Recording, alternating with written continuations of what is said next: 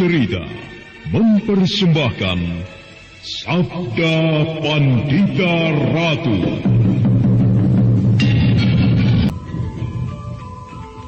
Sabda Pandita Ratu, naskah ditulis oleh Pondra Swasti Langit, diolah oleh Agus Nur Ismail, didukung oleh artis-artis terkemuka, Ferry Fadli, Eli Ermawati, M. Abud, Ivona Rose, dan lain-lain. Teknik dan montase, Ibing Arifin, dengan sutradara Dian Pertiwi. Sabda Pandita Ratu kali ini mengetengahkan episode keempat dengan judul Singa Liar Padang Karautan.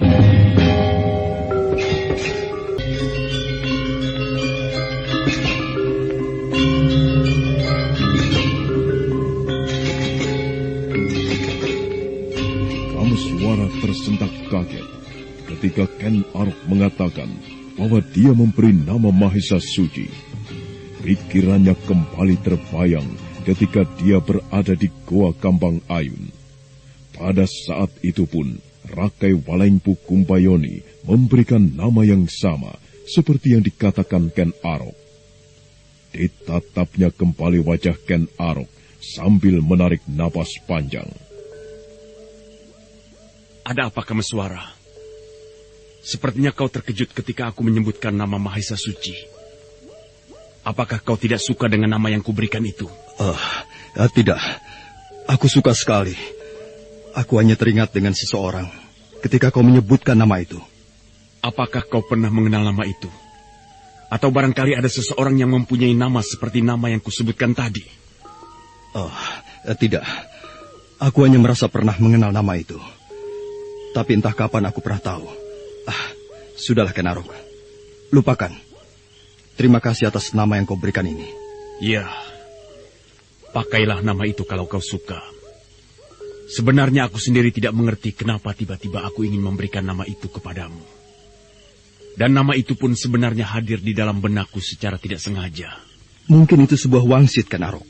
Ya, mungkin juga demikian. Bagaimana sekarang? Apakah kau bersedia menjagaku?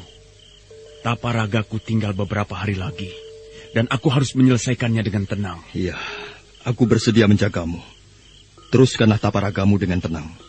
Aku akan menjagamu sampai kau selesai melakukannya. Terima kasih, Kameswara. Malam ini juga aku akan melanjutkan tapaku. Iya, silakan, Ken Arok.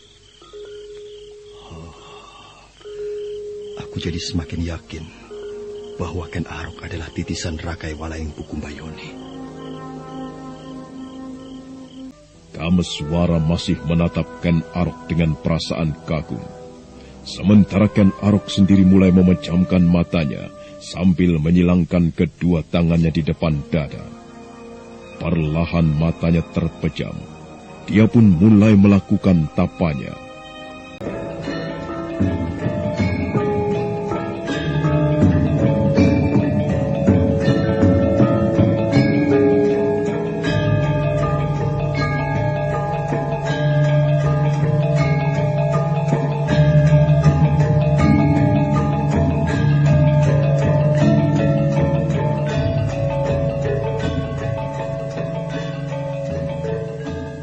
Sementara itu di tempat kediaman Tumenggung Yuda Paksa, dia baru saja menerima kehadiran dua orang senopati bawahannya. Kedua orang senopati itu adalah Senopati Kebo Dampit dan Senopati Rudro Bondo.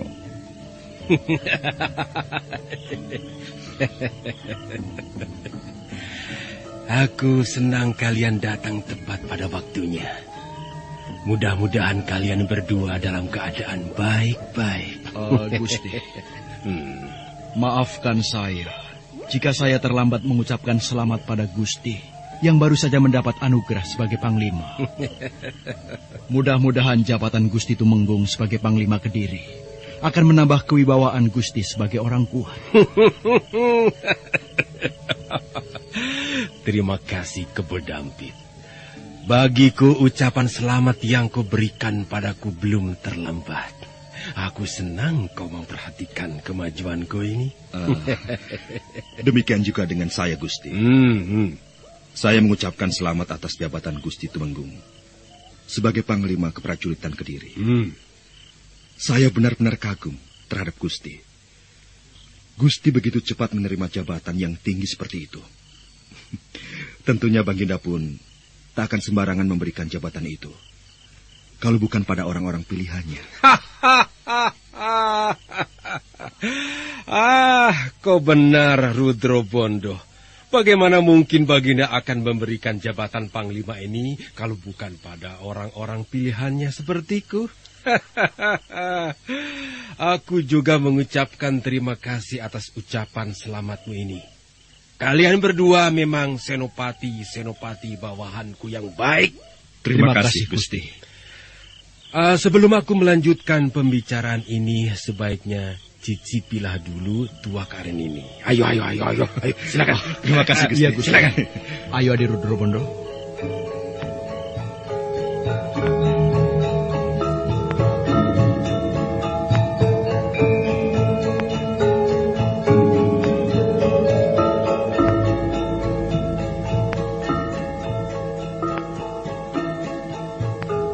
Dengan hati bangga, Tumenggung Yudapaksa segera meneguk minuman tuak aren. Begitu juga dengan dua orang senopati bawahannya itu.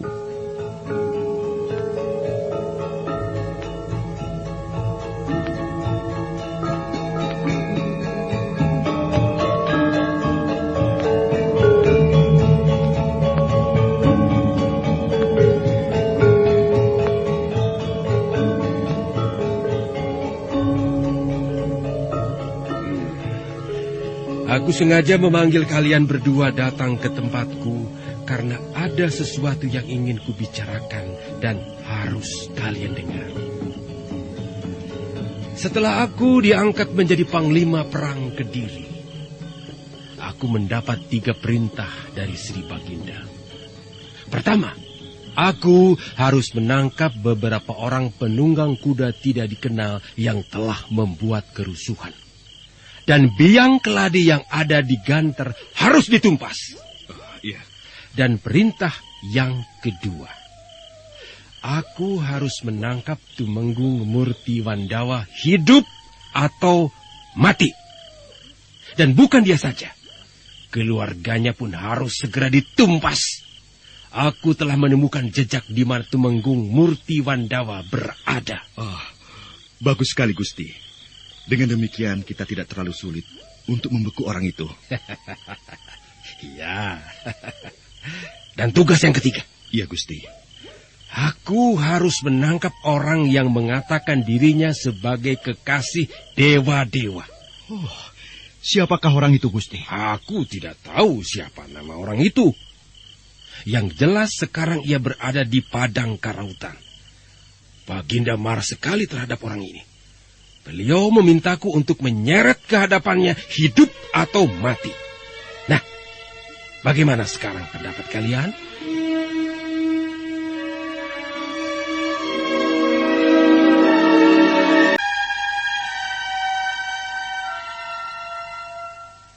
Senopati Kebo Dampit dan Senopati Rudro Bondo diam sesaat lamanya setelah Tumenggung Yudapaksa meminta pendapatnya. Sambil menarik napas, Senopati Rudro Bondo membetulkan letak duduknya. Maaf, Gusti Tumenggung.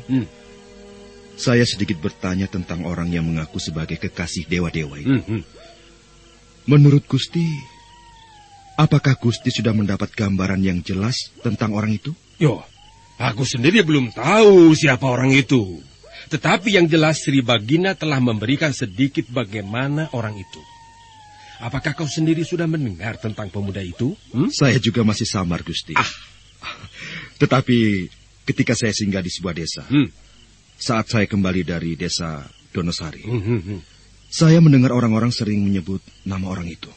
Jadi kau sudah mendengar siapa nama orang itu? Iya, tapi entahlah mengenai kebenarannya. Entah itu nama asli pemuda itu, atau sekedar julukannya saja. Menurut yang saya dengar, kalau tidak salah orang-orang menyebutnya singa liar. Singa liar? Benar, Gusti Tumenggung. Aneh sekali. Kenapa orang-orang menyebut pemuda aneh Padang Karautan itu singa liar? Aku rasa itu bukan nama yang sebenarnya. Saya rasa juga demikian, Gusti Tumenggung. Lalu siapa nama pemuda itu yang sebenarnya? Saya lihat orang-orang tidak ada yang tahu, Gusti. Karena orang-orang desa yang dekat dengan Padang Karautan itu tidak ada yang berani datang ke tempat itu.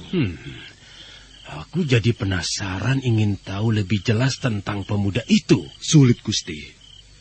Seperti yang saya katakan tadi, warga desa yang dekat dengan Padang Karautan saja tidak ada yang berani mendekat. Bagaimana mungkin kita bisa mengetahuinya lebih jelas? Tetapi menurut dugaan saya, pemuda itu memang bagai mendapat anugerah dewa-dewa. Hati-hati bicaramu, Senopati Rudrobondo. Kalau si Baginda dengar, beliau pasti akan marah kepadamu. Dan kau pasti akan mendapat hukumannya. Maafkan saya, Gusti. Bukan maksud saya ingin membesarkan cerita tentang pemuda itu. Lalu apa maksudmu mengatakan bahwa pemuda itu seolah-olah bagai mendapat anugerah dari para dewa? Apakah kau sendiri sudah melihat bagaimana sesungguhnya pemuda itu, Iya, sebenarnya saya melihat bagaimana kehebatan pemuda Padang Karautan itu. Tetapi saya hanya dapat melihat pemuda itu dari jarak yang cukup jauh, Gusti. Dari jarak yang cukup jauh? Benar, Gusti. Apakah kau pun takut mendekati pemuda itu? Iya, Gusti Tumenggung. Saya memang takut untuk mendekatinya.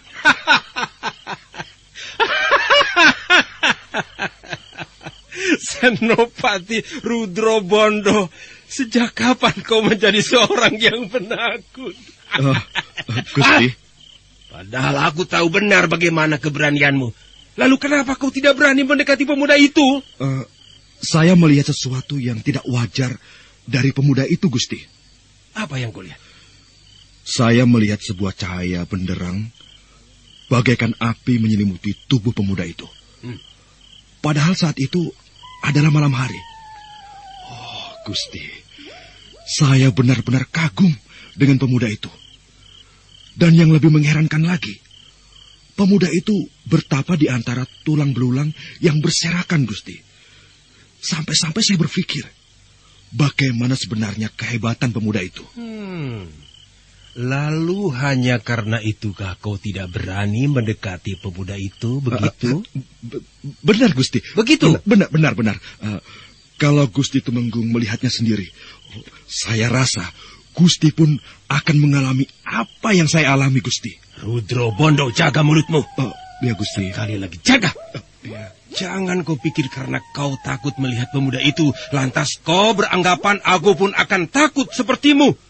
Kita mempunyai kelebihan masing-masing, bukan? Iya, Gusti. Maafkan saya. Lalu apa lagi yang kau ketahui tentang pemuda itu? Begini, Gusti. Ya. Waktu itu pun saya sebenarnya sangat penasaran sekali terhadap pemuda itu. Kemudian pada siang harinya, saya kembali mengintip pemuda itu. Dan benar dugaan saya, Gusti. Singa liar itu masih menunjukkan kehebatannya yang lebih mengagumkan. Tubuhnya tiba-tiba diselubungi oleh api yang berkobar-kobar, Gusti. Apakah yang kau lihat itu bukan sekedar tatapan matamu saja yang salah lihat? Tidak, Gusti, tidak. Saya benar-benar melihat pemuda itu diselubungi api yang besar.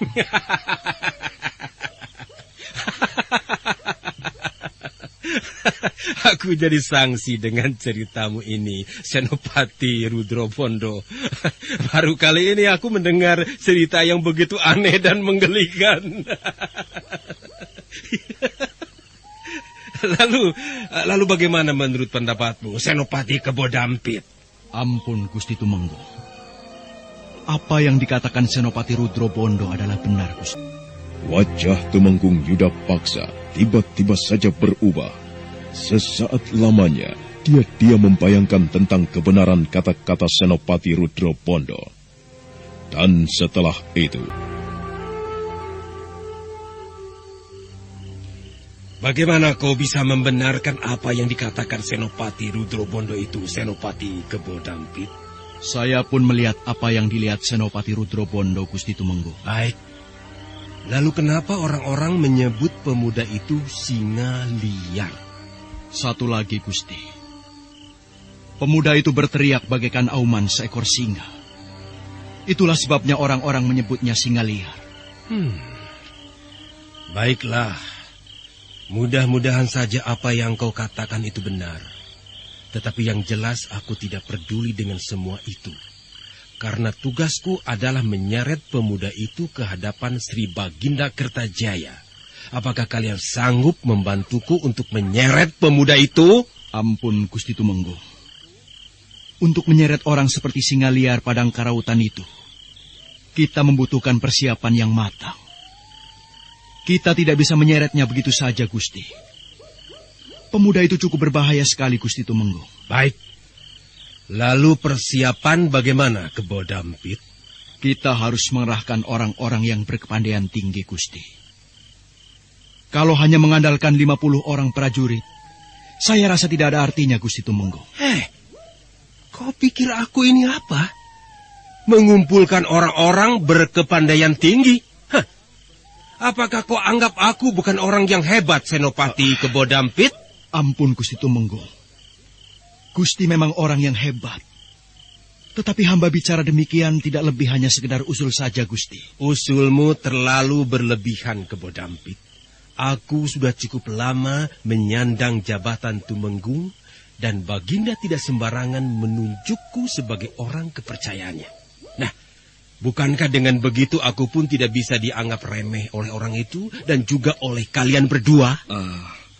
Maafkanlah kata-kata kami ini, Gusti. Kami memang terlalu memandang sebelah mata terhadap orang yang pantas kami kagumi. Saya sebenarnya percaya terhadap kehebatan Gusti Tumenggung. Dan juga benar apa yang Gusti katakan tadi. Baginda memang tidak sembarang pilih terhadap orang yang dipercayakan. Tetapi Gusti, apakah salah kalau kita pun harus waspada dan hati-hati jika ingin menyeret orang itu?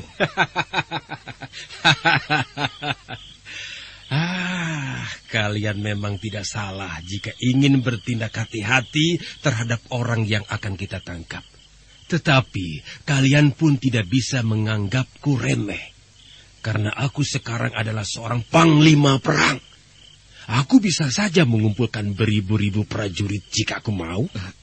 Iya Gusti, kami percaya.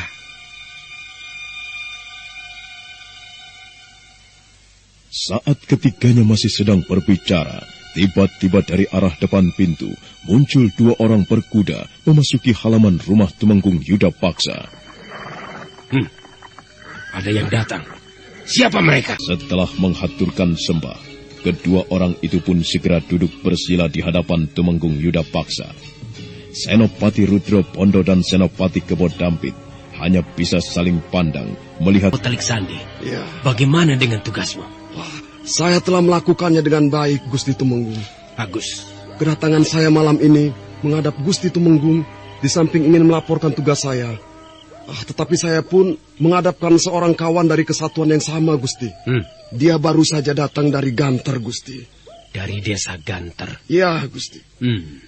Mengenai kelompok yang akan Gusti perintahkan menyerbu ke timur Padang Karautan, telah saya siapkan, Gusti. Para prajurit itu sekarang berada di tempat saya. Dan saya menunggu kehadiran Gusti Tumenggung di sana. Bagus. Aku akan hadir di tempatmu nanti setelah urusanku ini selesai. Dan kau bagaimana, prajurit Telik Sandi? Ampun, Gusti. Baiklah, sebelum saya bicara lebih lanjut, saya akan memperkenalkan nama sandi saya, yaitu Penari Topeng. Penari Topeng? Ya, lanjutkanlah bicaramu. Baik, Gusti Tumenggung. Sebelum saya datang kemari, saya telah menghadap Sri Baginda Kertajaya. Atas perintah Sri Baginda lah, saya menghadap pada Gusti Tumenggung. Baiklah, saya akan menyampaikan berita yang saya bawa ini.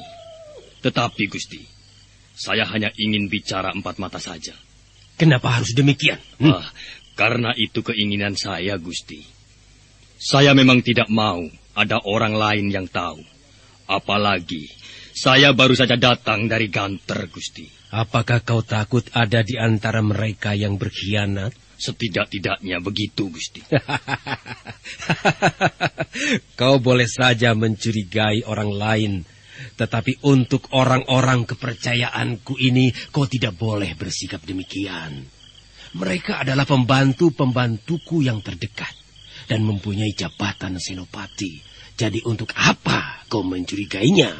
Ampun, Gusti Tumenggung. Gusti jangan salah tanggap.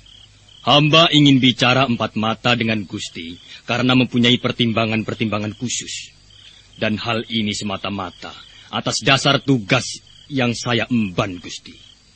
Saya harap Gusti Tumenggung memahami maksud saya. Aku mengerti. Tetapi seperti yang kukatakan tadi, mereka tidak akan berbuat apa-apa karena mereka masih orang-orang kita. Sudahlah, Telik Sandi. Kau tidak perlu khawatir. Aku yang bertanggung jawab jika ada di antara kita yang macam-macam mengenai laporanmu ini. Nah, bicaralah. Telik Sandi yang mempunyai nama Sandi penari topeng ini masih terdiam. Perlahan dia menatap kembali wajah Tumenggung Yuda Paksa. Seperti ada rasa berat yang ingin ia keluarkan dari mulutnya. Sepertinya kau berat sekali untuk mengeluarkan kata-katamu, Telik Sandi. Tidak, Gusti. Baiklah, saya akan bicara. Nah, begitu kan lebih baik. Artinya kita bisa saling percaya satu sama lain. Bicaralah. Baik, Gusti. Salah seorang kawan saya, yang telah saya tugaskan sebagai Telik Sandi penyusup, telah berhasil menyelusup di antara para pemberontak itu. Ya. Dan dia telah mendapatkan kabar bahwa di antara kita ada seorang Telik Sandi yang menyamar sebagai pejabat kerajaan. Menyusup sebagai pejabat kerajaan? Iya. Apa jabatan Telik Sandi musuh itu? Saya tidak tahu, Gusti. Mungkin ia menjabat senopati, atau mungkin juga menjabat Tumenggung. Orang ini sangat berbahaya sekali, Gusti. Karena dia mempunyai jaringan yang cukup luas dan sangat rapi. Kurang ajar. Jadi selama ini diam-diam di antara kita ada musuh dalam selimut? Pantas kau ingin bicara empat mata denganku.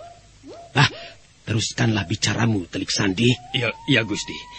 Menurut laporan yang saya dapatkan, Telik Sandi musuh itu mempunyai nama Sandi Lintang Panjer Sore.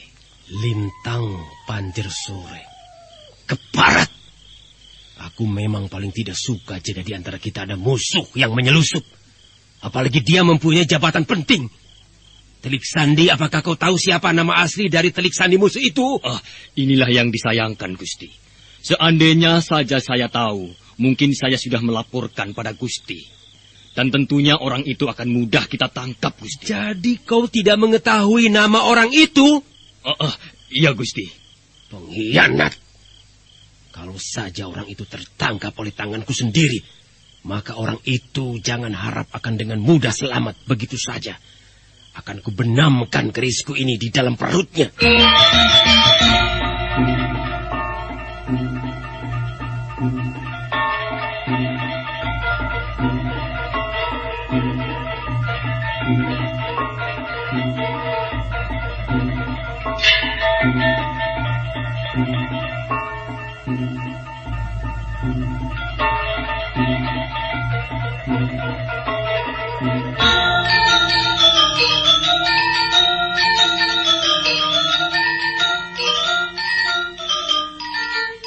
Sambil bicara dengan nada kesal, Tumenggung Yuda Paksa bangkit berdiri, menggenggam kerisnya.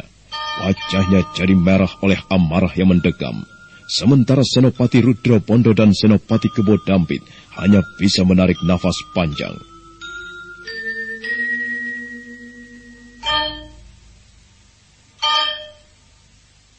Lalu apa lagi yang kau ketahui tentang musuh-musuh kita itu, Telik Sandi? Saya tidak mengetahui apa-apa lagi, Gusti Tumenggung. Apakah ada pesan dari Sri Baginda Kertajaya? Ada, Gusti. Gusti Tumenggung diminta untuk melacak Telik Sandi musuh itu. Dan kalau perlu, harus segera ditangkap. Iya, aku memang akan segera menangkap Telik Sandi musuh itu. Manusia itu cukup berbahaya untuk ketenangan kerajaan. Telik Sandi, Ya, seandainya kau kembali menghadap Sri Baginda, katakan kepada beliau aku terima perintah itu. Iya, Gusti Tumenggung. Gusti, kalau begitu kami berdua segera mohon diri, karena sudah tak ada lagi yang harus saya sampaikan. Benar, Gusti. Karena kami masih mempunyai tugas lain yang harus kami selesaikan. Baiklah, kalau memang tidak ada lagi yang kalian sampaikan. Maaf, Gusti. Kami menunggu kehadiran Gusti di sana. Iya, aku akan segera datang setelah urusanku selesai. Sandi itu kembali menghaturkan sembah sebelum mempalikan punggungnya untuk kembali. Dan setelah itu, Tumenggung Yudapaksa pun segera duduk kembali. Suasana jadi hening sesaat.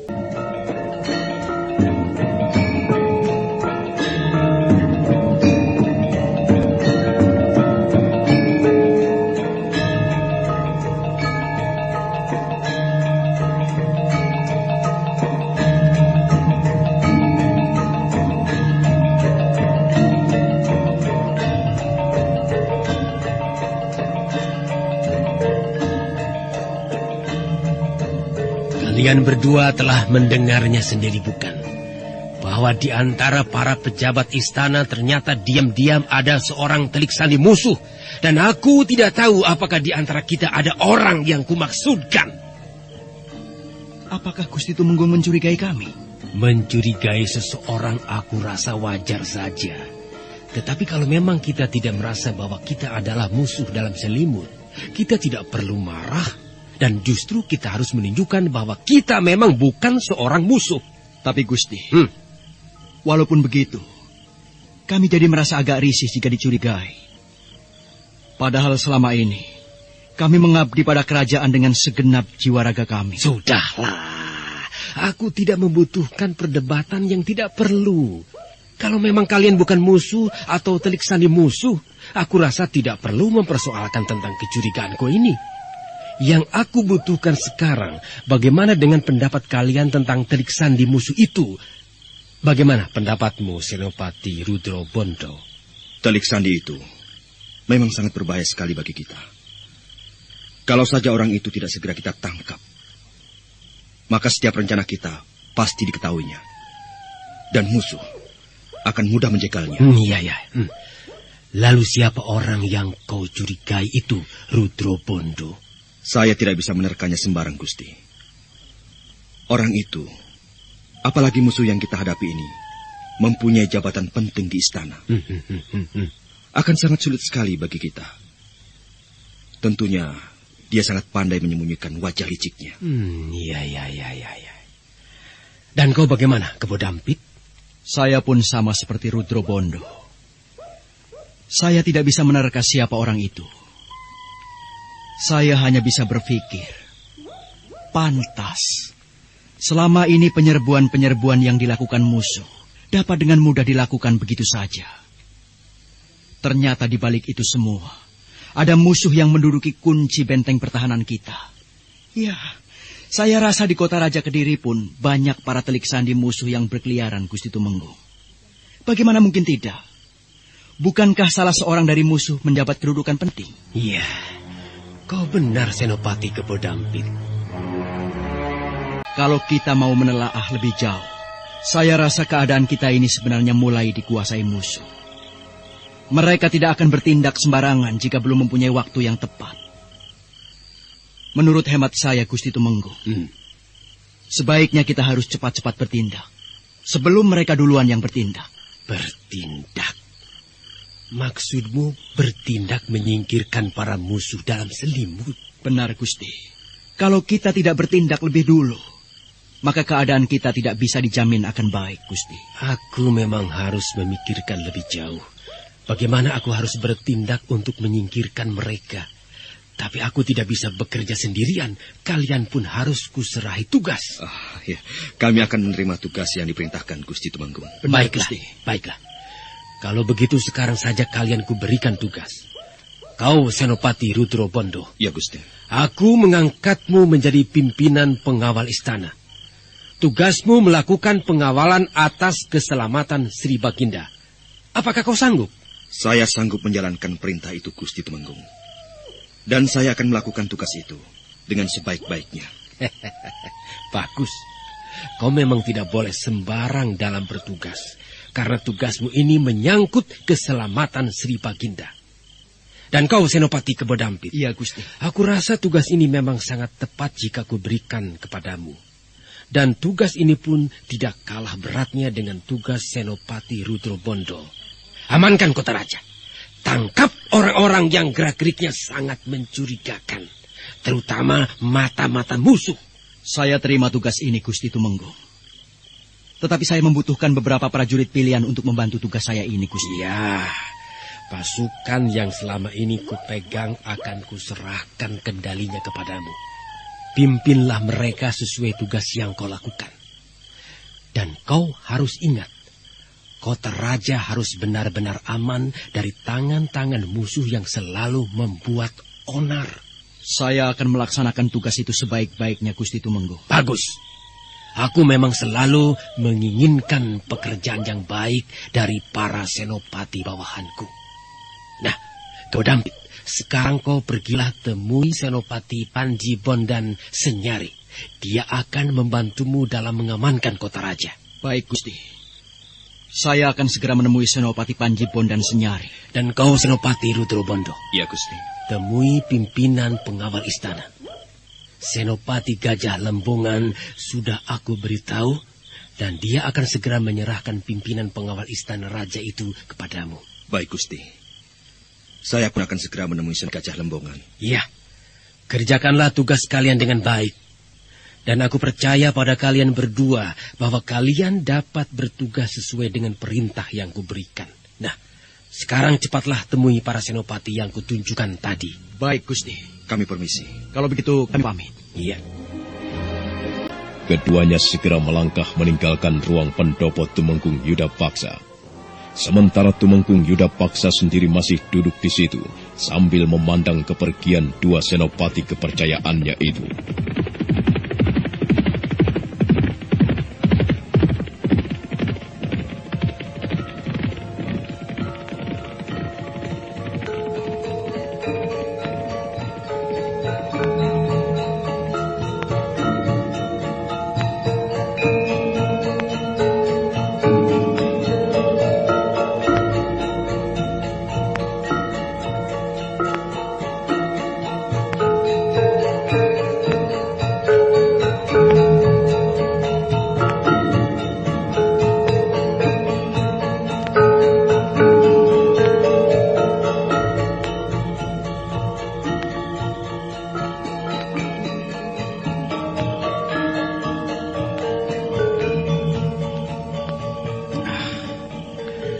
Aku jadi tidak habis pikir.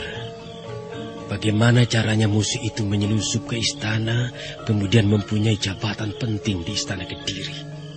Ya, ini sebenarnya kesempatan yang cukup berharga untukku. Seandainya saja aku bisa menangkap telik sandi musuh itu, berarti Sri Baginda Kertajaya akan semakin percaya terhadapku.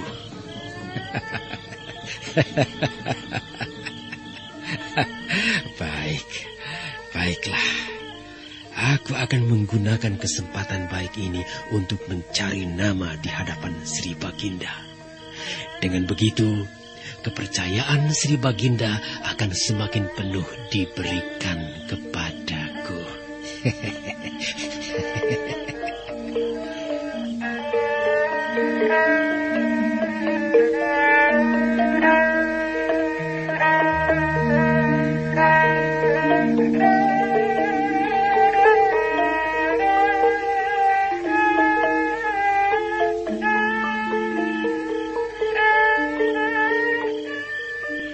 Sebaiknya sekarang kutemui prajurit-prajuritku. Mungkin mereka sudah cukup lama menunggu kehadiranku di sana. Ya, tugas yang pertama kulakukan ini adalah menangkap Tumenggung Murti Wandawa. Orang itu harus berhasil kutangkap dan kuhadapkan pada Sri Baginda. Mudah-mudahan saja tidak ada halangan lain yang menyebabkan aku gagal melaksanakan tugas ini.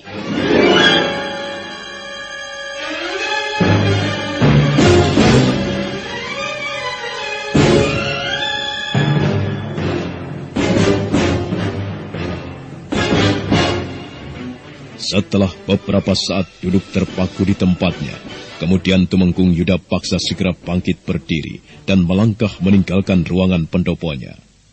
Malam masih terus mengalir, dan serangga malam tak henti-hentinya menyenandungkan lagu kesunyian. Nah, saudara pendengar, bagaimanakah kisah selanjutnya? Untuk mengetahui jawabannya, nantikanlah kelanjutan kisah ini dalam seri berikutnya. Sampai jumpa.